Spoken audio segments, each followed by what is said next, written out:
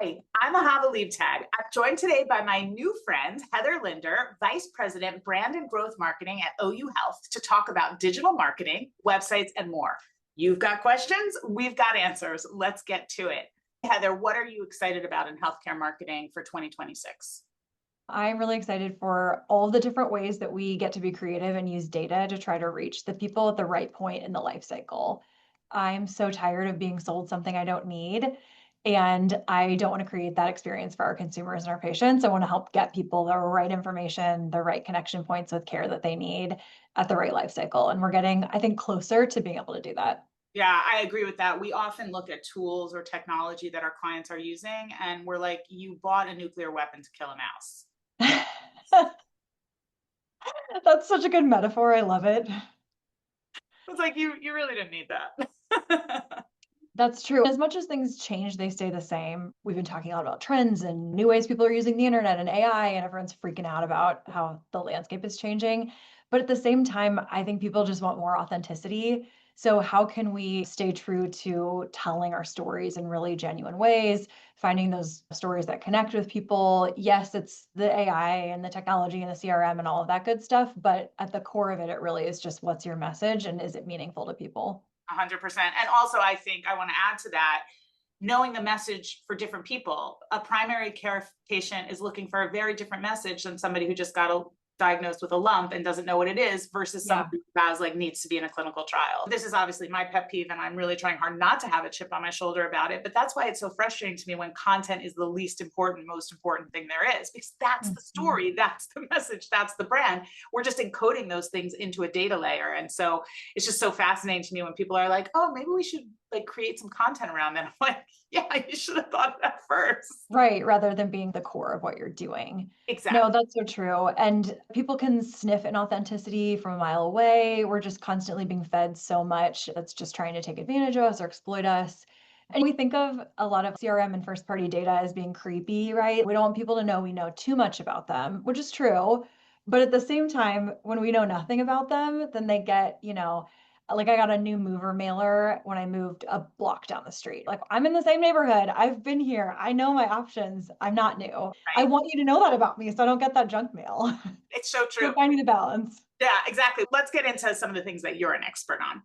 Sure. For health systems trying to strengthen their brand in a crowded market, what practical first steps can marketing leaders take to create clarity and consistency across the organization? I think from the very core, really, it's figuring out who you actually are and being that. My organization did some brand work over the last year or so, and so much of it was spent on the front end listening and doing listening sessions, interviews, surveys with frontline workers, with our EVS, our ETS, our doctors, our leadership, trying to figure out how do people see the organization already? Who are we on our best day and how can we live into that? Because I think if you want to come up with some aspirational kind of generic healthcare brand, it's going to ring false if you don't even have the workforce behind you saying like, yes, that represents the DNA of who we are, then I think you've already failed. So there's so much of that to just knowing who you are. It's okay that we're not all Mayo Clinic. We shouldn't all be, and that's not something to be ashamed of.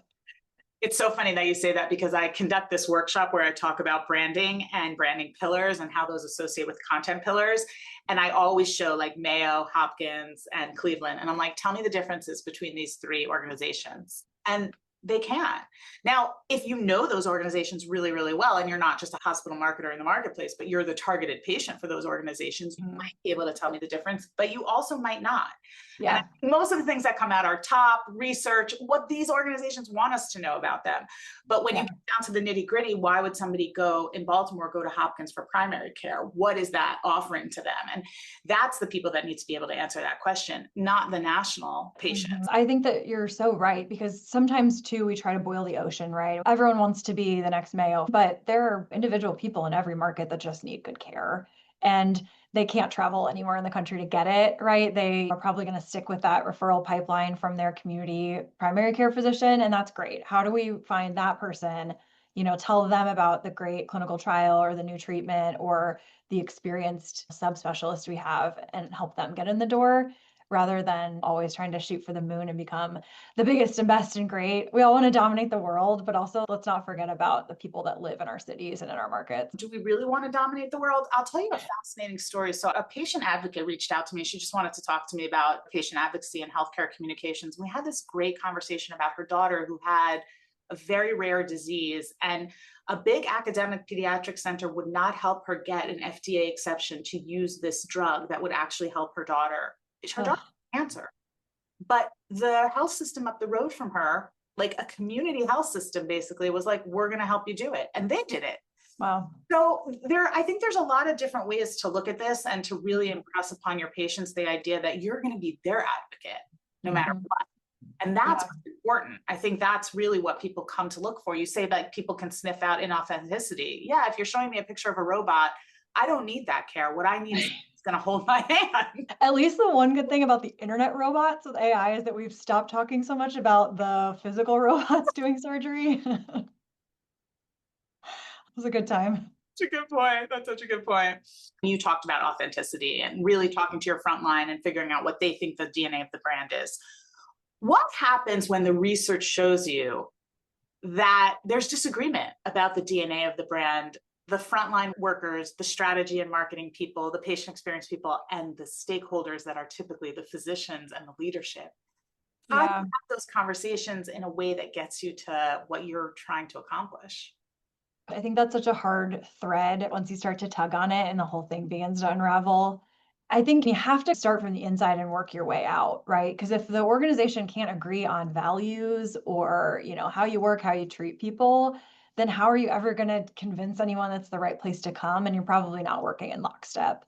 And obviously that's not something that marketers can always solve, but I think sometimes it's holding up that mirror and going to your leadership groups and saying, hey, we're hearing disparate things. People aren't aligned. They're not feeling the same way. Maybe we have some internal work to do before we should be doing a big push in the market, or at least elevating that to the point where whoever the powers that be are, it's ultimately up to them. We all have bosses somewhere, but making it known that maybe we're not in the right place yet to tell our story if we don't know what it is.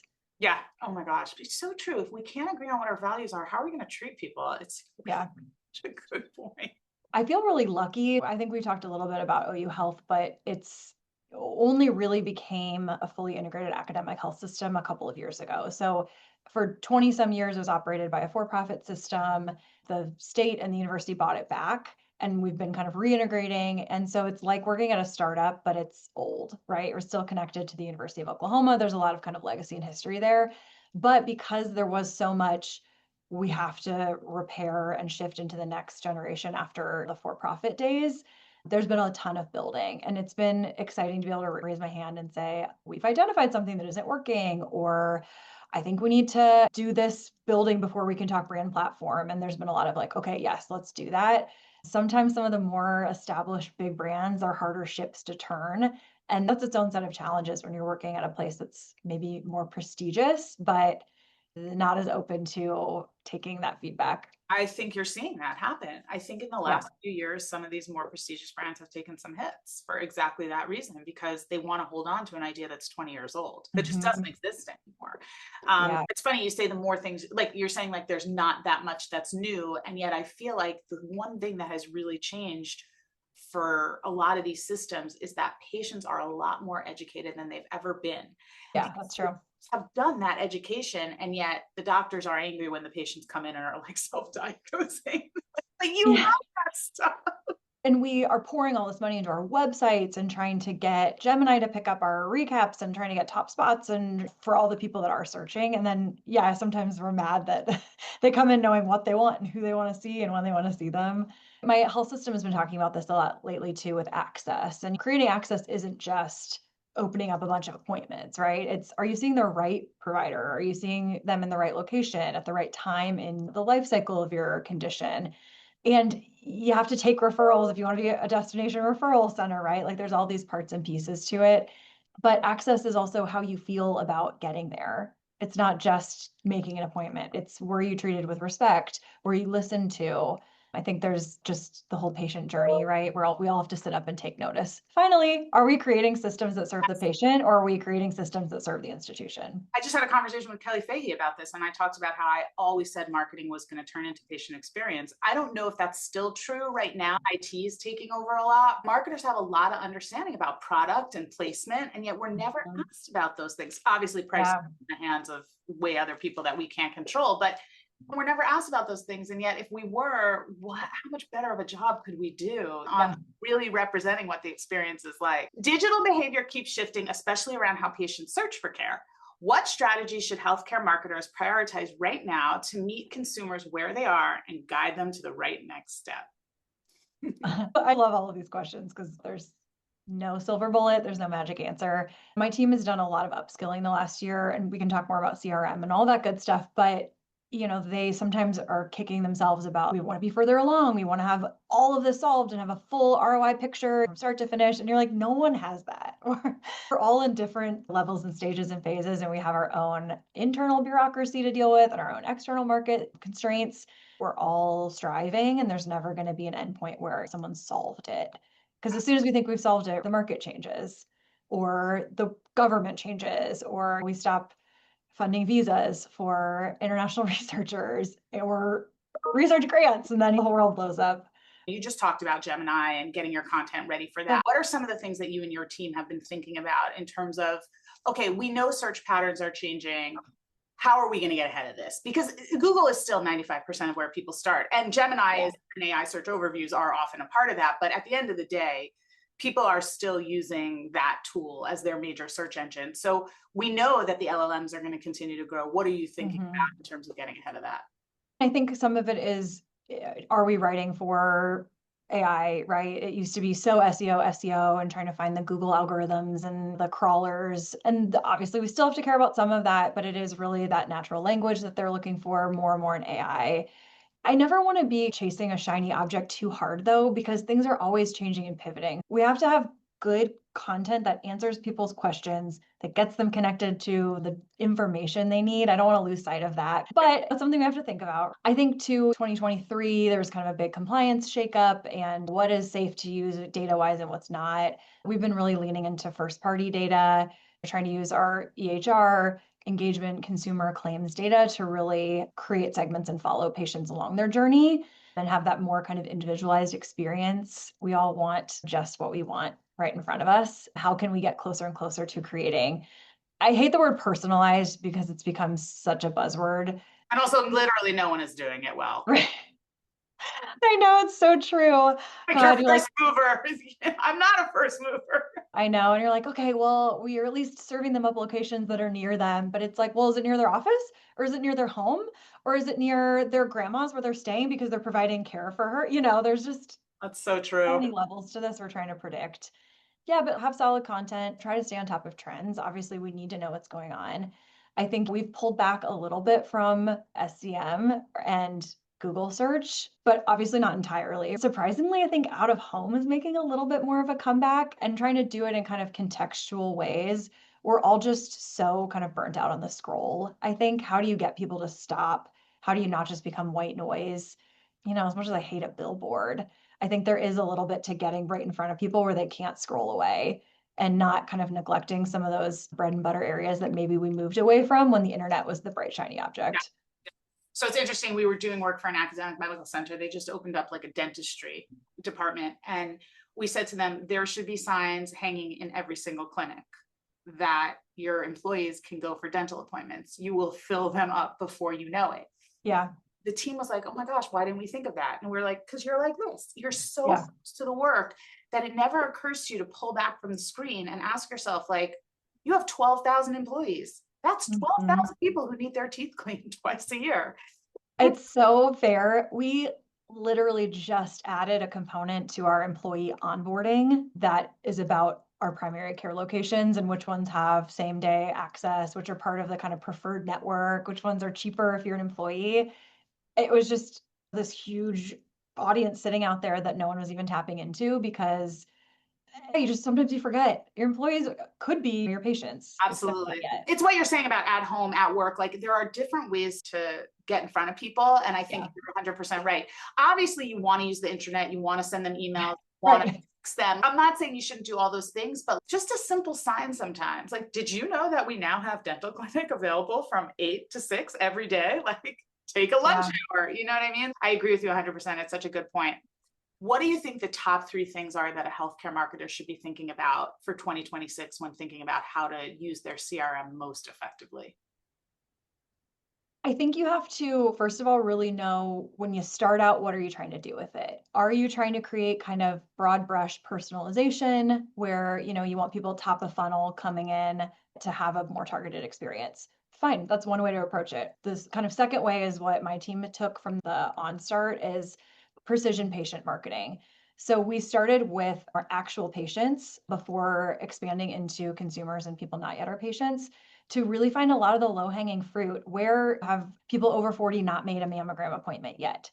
Let's get them on a first time mammogram journey. We're using some kind of predictive modeling and risk scoring. Who's in this high to medium risk strata for XYZ disease that hasn't made an appointment yet? Let's send them information. So I think you really need to know what you want to do because there's a billion things you could do and you can't do them all at once and your team can't learn it all at once. You might have data limitations. So start with what you have and really make the most out of that. Because there are a lot of patients that we're leaving on the table because maybe we're trying to think up here when we have people going to urgent care and never scheduling a follow up appointment. How can we catch those people that maybe are already loyal to you? They already know about you. They already had some kind of care with you. Let's keep them in the system. And then once you get more sophisticated, you can continue growing and kind of deepening the bench of what you're able to offer. I love that. It's such a good answer. You and I talked about at the beginning, like the tools that we sometimes purchase are so much more than we need them to be. Yeah. Think about what you really want this tool to do for you and think of it as a tool. Like a lot of people are like, oh, CRM, like it's a tool for you to communicate with your patients. You know what I mean? Yeah. It's not just the thing itself. I think it's so Mm. good to start there. It's such a great piece of advice for people. I think too, again, who are you? What's your organization? What's your goals? So I work for an academic health system, right? So we want to be a referral destination of choice. We want to do complex care. We want to be the place in the state that people go to instead of leaving the state when they need specialty and subspecialty care. We've carved that out as our identity because we don't have, the biggest primary care network in the state. And there's a lot of great community health systems that are providing that care. We don't need to be that, right? So we want to figure out who we are. And that has helped then inform our CRM journeys because we're looking at more complex care, building relationships with referring providers, figuring out where people might be dropping out instead of just focusing top of funnel when I don't really have great access there. So where can I deliver that better patient journey, the experience? I want people to click to schedule and actually have openings or make a phone call and be able to get in and see the person they need to when they need to rather than sitting in a 6 month wait because I put them on a bad campaign. Thank you so much for joining me. It was so great to have you It here. was so fun. I could talk forever. And thanks to our viewers for joining in. I hope you got the answer you needed today. If you have a burning question, put it in the comments or email it to ahava.leibtag@ahamediagroup.com. See you next time.